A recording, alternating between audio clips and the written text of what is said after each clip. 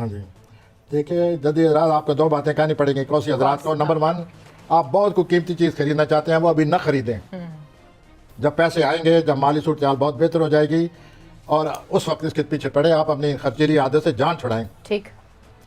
आपका जो रोमानी मामलात हैं, प्लीज़ एक्सक्यूज़ मी, वो बहुत ही अच्छे हैं, हालात साजगार हैं, लेकिन ये है कि आपके रोमानवी जो पार्टनर उसको कोई डिमांड है या आपकी कोई डिमांड है, वो डिमांड आप एक दूसरे को पूरी नहीं कर रहे।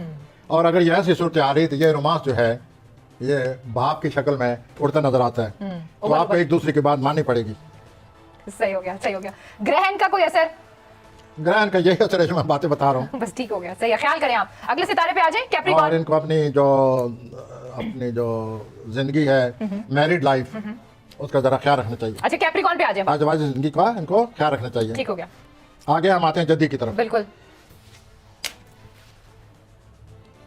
फिर हंस रहे हैं आप। हाँ, तो ये जो रोमानी मामलात में ये अपनी जगह इनके भी आए हुए हैं, लेकिन रुकावट भी है। अच्छा, सही। इनमें एक अजीब जो रुकावट है वो एक अजीब दिलचस्पी बनी हुई है। जद्दी हजरात समझते हैं कि हमें कोई पसंद कर रहा है, अच्छा। फिर ये जद्दी हजरात समझते हैं कि हम किसी को पसंद कर रहे हैं।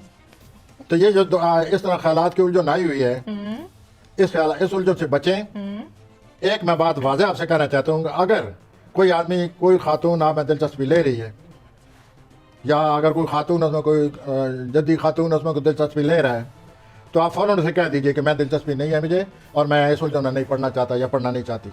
आप अपनी तरफ से रोमांस से जान छुड़ाएं, क्योंकि आपके सितारे ठीक नहीं है, आप बाद में फंस जाएंगे। ठीक हो गया। और ये बात आपके लिए बड़ी ख़राब साबित होगी। ठीक हो गया। अब मैं